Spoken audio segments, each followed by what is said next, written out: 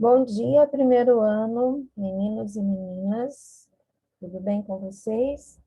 Vamos dar continuidade aí à correção dos exercícios da página 11, certo?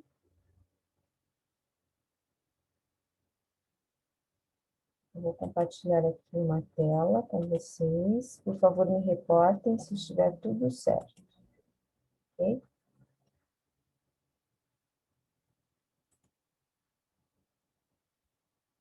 Nós estamos, então, estudando sobre literatura, observando conceitos e entendendo o que é literatura. Então, literatura é a arte da palavra. Então, é a forma como o escritor, o poeta, vai trabalhar a sua produção literária, elaborando, cuidando da linguagem, do vocabulário, a estrutura, fazendo com que o texto fique interessante e aquilo que ele tem para nos dizer nos atinja. Então, e com isso, nós estudamos alguns fenômenos dentro da linguagem. Na aula passada, eu observei que eu terminei, concluí a aula, e talvez o exercício 3 não tenha ficado muito esclarecido. Então, eu vou retomar na página 11 sobre essa questão sobre o anúncio, porque ali fala sobre linguagem verbal e não verbal. E, e é um conteúdo que a gente vai trabalhar bastante. Então, nós temos ali um cartaz com linguagem verbal e não verbal. O texto expresso, explícito, um banho mais rápido pode salvar vidas, e os elementos que compõem o texto não verbal é o próprio cartaz. Então, a ilustração e sempre essa estratégia é utilizada em campanhas publicitárias, sempre dosada com um certo humor, né? Então, apesar de ter ali uma situação trágica, porque vai haver um impacto, né? Mas é para chamar realmente a atenção do leitor para essa situação da economia da água. Então, exagerando um pouco, usando desses elementos para chamar a atenção e comunicar, então, a mensagem de que o banho ele precisa ser mais rápido, que não há necessidade de demora, a questão da falta da água é real. Então, tudo isso nos possibilita várias interpretações, extrair dali várias questões importantes. Então, a resposta está aí, tá? Se alguém não havia entendido, se a moça da ilustração tomasse banho mais rápido, ela não estaria mais no banheiro no momento do impacto e não correria o risco de se acidentar. Na letra B, a cena retratada é conotativa ou denotativa. Qual que é a diferença de linguagem conotativa e denotativa? Nós vimos nas aulas anteriores essa definição. Então, denotação, uma palavra no sentido denotativo, é exatamente aquele sentido restrito, o sentido que está lá no dicionário, o significado da palavra, certo? E acho que eu coloquei como exemplo a palavra janela. E o conotativo é quando a palavra assume uma outra significação. Então, ela vai ser empregada, dando a possibilidade de mais de uma interpretação.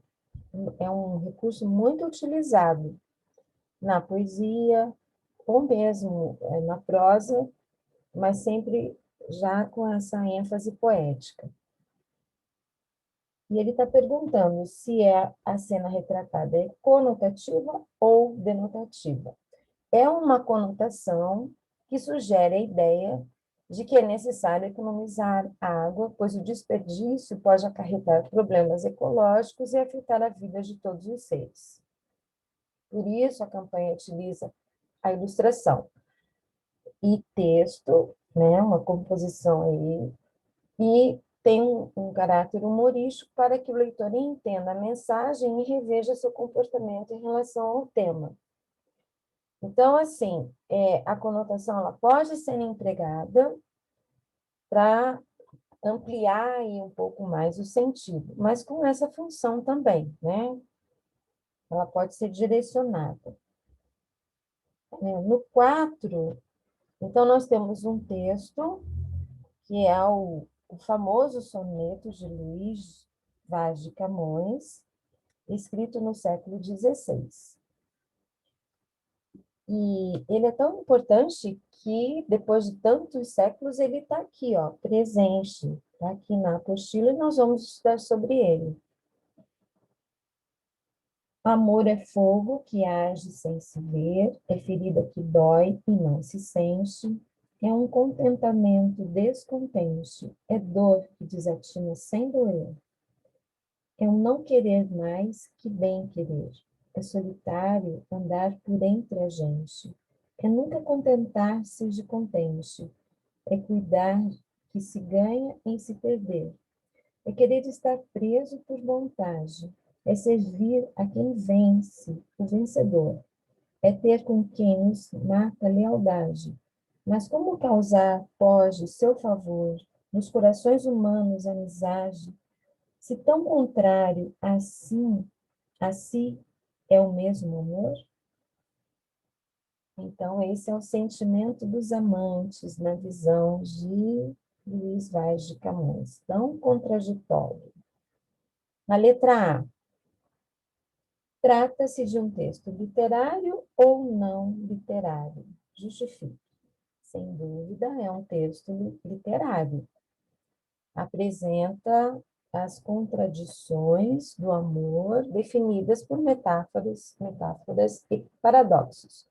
Então, nós temos explicações de psicólogos, sociólogos, estudiosos, pensadores, que eles podem dar uma definição sobre o amor, usando uma linguagem talvez mais técnica, mais científica até. Mas, nesse caso, nós temos como elementos metáforas e paradoxos. E o que são essas metáforas e esses paradoxos? Então, quando ele fala é ferida que dói e não se sente, é um paradoxo, porque assim, quem já teve uma ferida, a ferida está lá aberta, ela dói. E como sentir dor e não sentir ao mesmo tempo? Então, são ideias assim paradoxais, né? Difíceis de compreender, parece que não tem muito nexo. É querer estar preso por vontade. Então, se você está preso, você está sem liberdade, você não pode ir e vir. E não é uma coisa que as pessoas queiram estar presas, mas aqui ele diz que é um querer estar preso por vontade. Então, a pessoa se entrega, quer estar preso. Então, essas são as contradições. E na letra C, há uma sugestão, se estivéssemos em sala, né, nós estivéssemos aqui separados fisicamente, com certeza eu promoveria aí um sarau, um momento que eu gosto muito quando eu trabalho com literatura, promover esse evento chamado Sarau, que os alunos e outros professores também têm oportunidade de fazer leituras, encenações, tocar algum instrumento, mas infelizmente a gente não está nesse momento. Então, para quem quiser, tiver oportunidade, ou quem, de repente, você já até conhece, né? Nós temos esta canção, Monte Castelo, do compositor Renato Russo, uma banda dos anos 80, já falecido, e nessa canção, ele retoma o soneto de Camões e também o texto bíblico sobre o amor que está lá em Coríntios, capítulo 13.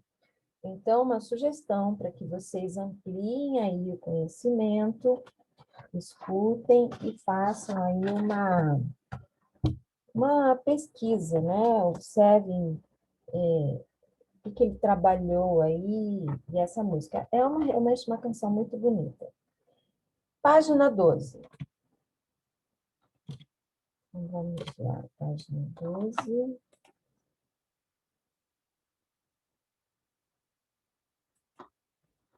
Atividades 12, 13, vamos até o final das questões, tá? Então, no exercício 1, nós temos uma pequena, duas estrofes aqui, um poeminha, O Sedutor Médio, de Luiz Fernando Veríssimo, que diz o seguinte: O sedutor médio, vamos juntar nossas rendas e expectativas de vida, querida. O que me dizes? Ter 2, 3 filhos e ser meio felizes. Então, uma proposta, assim, não muito interessante, né? Já começa pelo título, um sedutor médio. Médio é aquela situação, né? Que estamos, é uma situação medíocre, mediana, meia boca. E aí ele propõe, né? Vamos juntar nossas rendas e expectativas de vida. Então, não é exatamente um pedido de casamento, mas uma proposta aí para uma organização social e econômica. E propõe ainda que eles tenham filhos, né, 2 ou 3, e tenham aí uma felicidade mediana, meia felicidade, né?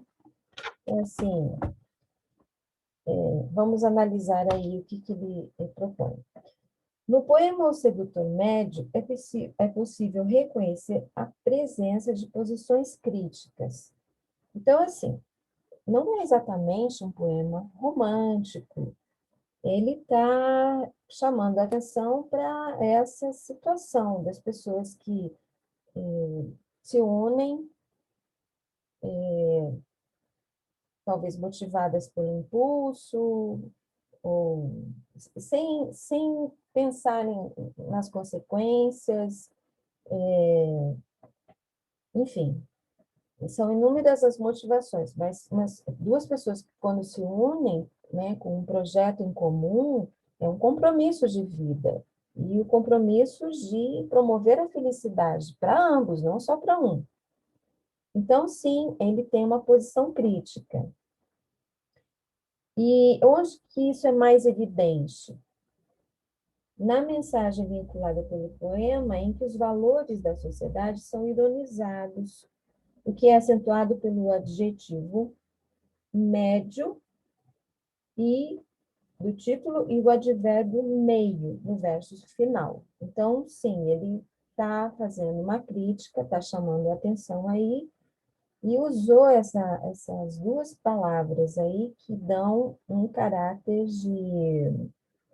Tá vendo? Olha aí, as pessoas se unem, né? Não medem as consequências, não fazem um planejamento, não se organizam e são meio infelizes, que na verdade meio infelizes é uma vida assim, exatamente, às vezes muito precária, né? Não é feliz. Enfim, não vamos discutir aqui sobre felicidade, mas a proposta é essa. Então, a resposta é essa situação aqui.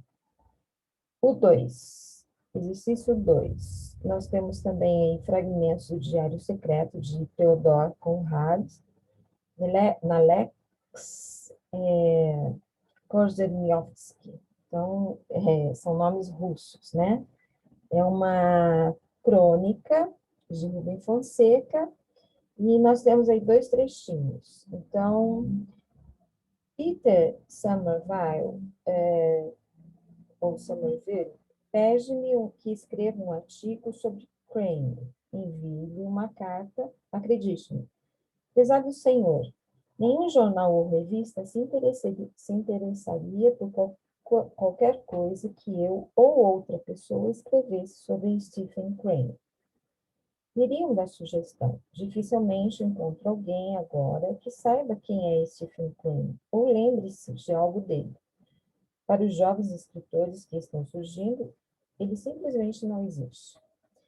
E observem que no início desse trecho tem uma data, 20 de julho de 1912. E ao iniciar o segundo trecho, nós também temos uma data, 20 de dezembro de 1919. Então, uma diferença aí de 5 anos. Muito peixe foi embrulhado pelas folhas de jornal. Sou reconhecido como o maior escritor vivo da língua inglesa. Já se passaram 19 anos desde que Crane morreu. Mas eu não o esqueço, e parece que outros também não. The London Mercury resolveu celebrar os 25 anos de publicação de um livro que, segundo eles, foi um fenômeno hoje esquecido, e me pediram um artigo.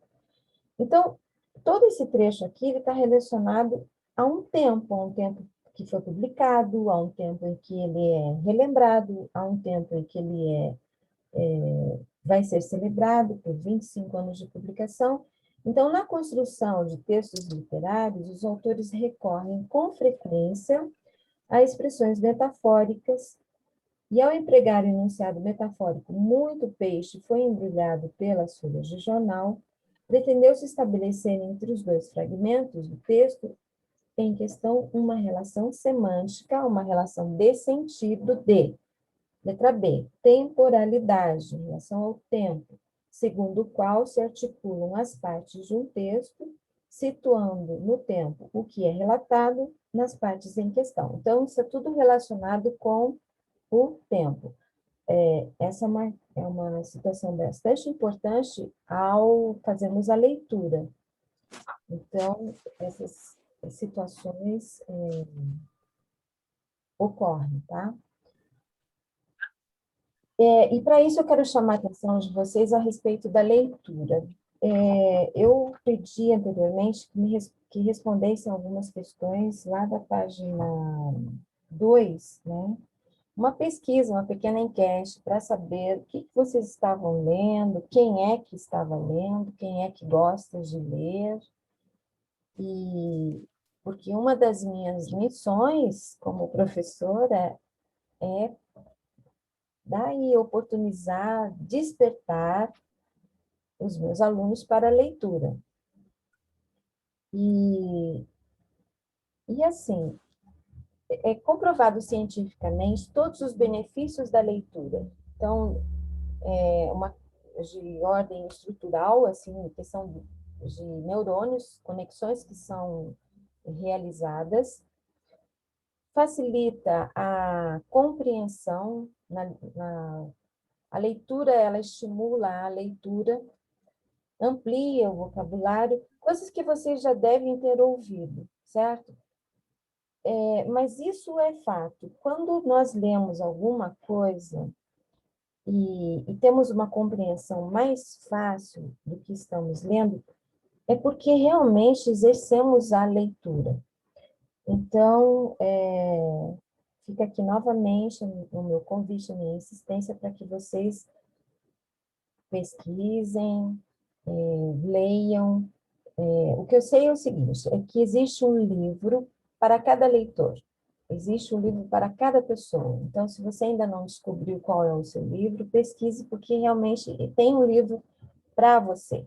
E você vai adquirir, se encantar com a leitura por meio dessa descoberta. Vamos passar para o próximo exercício, que é o exercício 3. Então, está aqui no finalzinho. A discussão, nós temos aqui um texto sobre a discussão questão dos livros, dos textos. A discussão sobre o fim do livro de papel com a chegada da mídia eletrônica me lembra a discussão idêntica sobre a adolescência do folheto de cordel, Os folhetos talvez não existam mais daqui a 100 ou 200 anos, mas mesmo que isso aconteça, os poemas de Leonardo Gomes de Barros, de Manuel Camilo dos Santos, continuarão sendo publicados em livros, em CD-ROM, em livro eletrônico, em chips quânticos, sei lá o quê. O texto é uma espécie de alma imortal capaz de reencarnar em corpos variados, página impressa, livros de braille, folheto, coffee book, cópia manuscrita, arquivo PDF. Qualquer texto pode se reencarnar nesses e em outros formatos, não importa se é Moby Dick ou Viagem a Saint-Louis, se é Macbeth ou livros de piadas de Caceta e Planeta. Então, aqui nós temos uma discussão sobre essa situação. E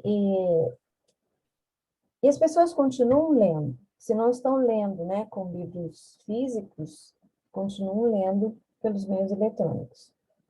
Mas vamos ver aí a questão.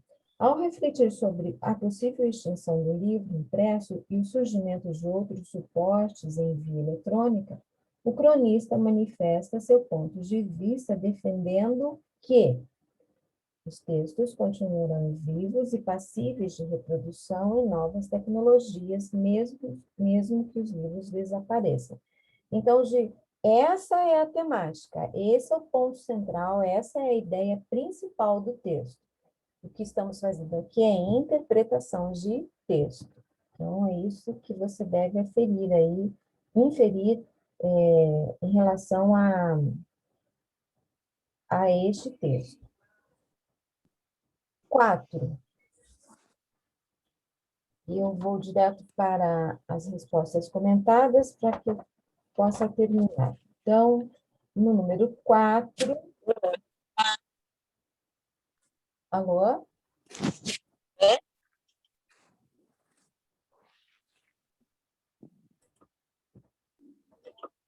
No capricho, por suas características formais, por sua função e uso, o texto pertence a que gênero? Anedota, pelo enredo e humor característicos. Então, nós ainda estamos estudando e vamos retomar ainda todos os gêneros literários. Nós vimos lá nas aulas anteriores e ao longo do ano vamos passar por todos eles, tá? Número 5. Leia o trecho abaixo extraído de um conto e responda o que se pede.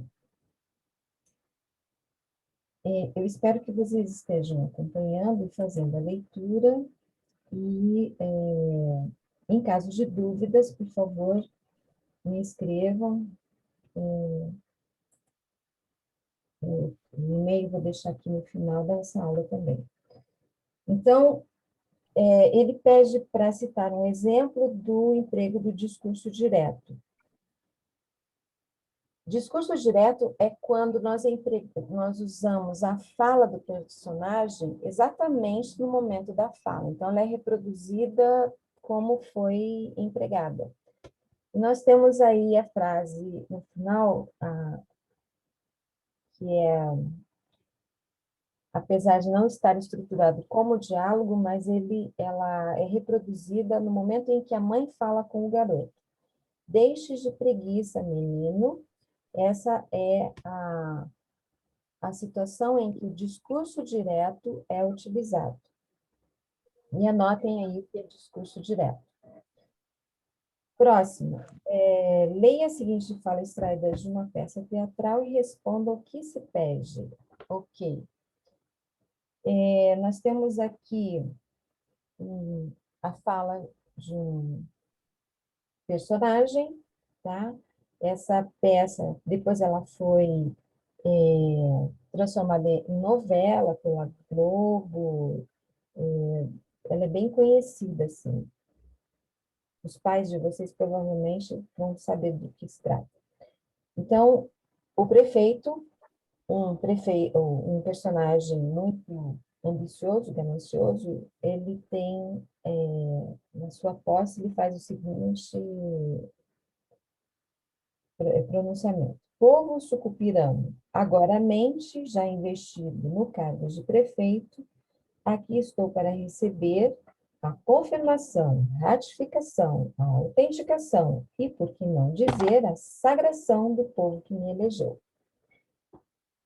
A linguagem utilizada por Odorico produz efeitos humorísticos. Realmente, nesta peça aí, nesse texto, tem muitas situações engraçadas. São personagens bastante caricatos. Aponte um exemplo que comprove essa confirmação e justifica a sua escolha. Então, o que está interessante aqui, né? Nesse pronunciamento aí? A palavra agora, né?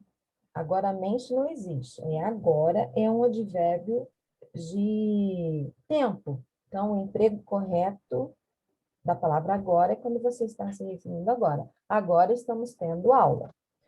Agoramente, esse finalmente aí, normalmente utilizado em advérbios de modo, ele faz aqui um desvio da linguagem, é proposital. O escritor não sabe? Não, ele fez isso propositalmente para chamar a atenção, para ficar engraçado. Esse prefeito, ele faz como político, né? Ele gosta de falar difícil e ele enrola todo mundo falando, tentando, por meio da linguagem, dessa linguagem rebuscada, pretensiosa, então ele realmente utiliza desse recurso. Então, agoramente é um desvio gramatical usado como advérbio de modo. Assim como poderia usar a palavra felizmente, nós temos felizmente, ricamente, certo? Então, aqui há um desvio. Então, é possível fazer isso. Isso chama-se neologismo, tá? Letra B, já respondi, sim. Então, o que leva o Dorico a empregar a expressão por que não dizer? Então, sagração, né? Então, olha só, essa palavra, sagração, ela é um ato de reconhecer um rei ou um bispo, por isso a expressão, por que não dizer? Observe que ele fala várias coisas, né? Utiliza várias palavras para dizer a mesma coisa. Então, ele está ali se autopromovendo. E essa ressalva aí, por que não dizer, já que eu sou o tal, né? Sagração. Porque ele se coloca nessa condição mesmo, né? De que ele é muito poderoso. Então, aqui há uma evidência da falta de humildade e presunção do prefeito. Ok? Atenção, temos uma tarefa. Aqui estão 7, 8 e 9. Tá? É um texto bem interessante. E está aí a proposta para que vocês façam e me enviem no e-mail. Certo? E aí, na próxima aula, nós fazemos a correção, comentamos a respeito, mas gostaria que vocês lessem e se empenhassem em responder as perguntas. Tudo certo? Alguma dúvida? Vamos ver quem está aqui participando. Ok. Então, bom restante de semana e até mais.